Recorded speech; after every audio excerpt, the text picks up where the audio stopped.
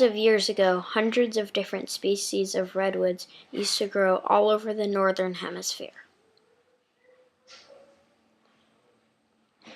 There are 3 kinds of redwoods we have now: dawn, coast, and giant sequoia.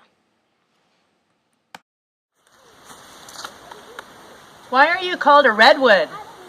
According to my branches, it is because of my reddish bark.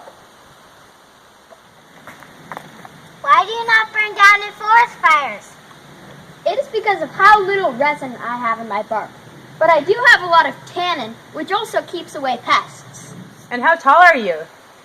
According to my branches, I think I am around 100 feet tall, but I could probably get to about 400 feet. Wow! How do you get enough water for such a big, tall tree? I am a coast redwood, which of course means that I live by the ocean. And all of the fog that comes right from the ocean comes my way. When it does, all of my needles collect the moisture, and it eventually gets heavy enough to fall, which creates redwood rain that gives the redwoods and the plants below water. This tree is probably about 1,000 years old. Notice how the branches don't start to about 100 feet up.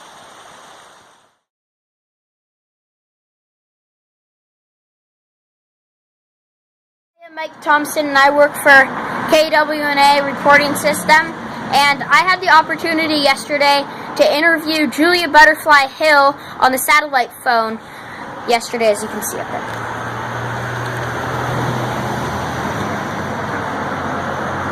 So I was writing along what she said to me. This is what she had to say. Hi, I'm Julia Butterfly, and this is the tree I stayed in for 738 days. That is a little over 2 years.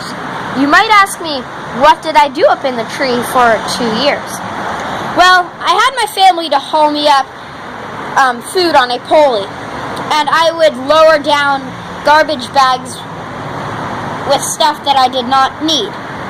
Up on my platform that was secured by rope, they would also haul me up books, papers, pens, journals, and a satellite phone.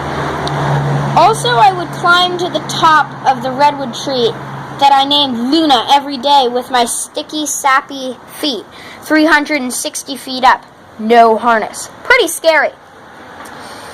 I stayed up there through 40-mile-per-hour winds and hailstorms, but I still didn't bother to come down. I was doing all of this so that the people who cut trees down would not cut Luna down. On the 738th day, the government said, we will not cut Luna down or the surrounding grove around her. So with that paper, she climbed down to earth.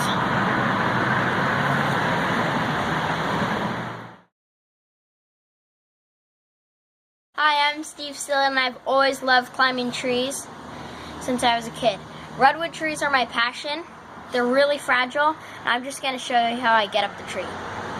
First, I take this bow and arrow that has fishing wire attached to it, and I'm going to shoot it up. Hopefully it'll go over a branch that's safe and not a dead branch. So I'm going to pull this back and hopefully it'll go. Made it up about 100 feet where the branches start. I know that the rope is over a safe branch, and I'm safely up to the first branches, and I'm just going to go up there and tell you a little about my job and why I climb trees. Because it's fun. I climb them because I'm a scientist, an ecologist. That means that I measure everything about the tree.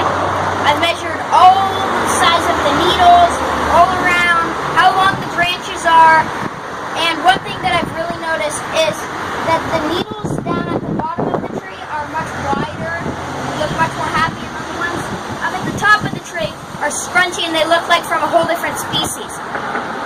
People used to think that nothing existed up on the top of these trees, but I found whole forests full of salamanders that don't exist down on Earth, and they do exist up here. Trees that are 300 feet up, and they get about 20 feet tall. And I've found tons of insects. Most of the time I start climbing in the morning, really early, like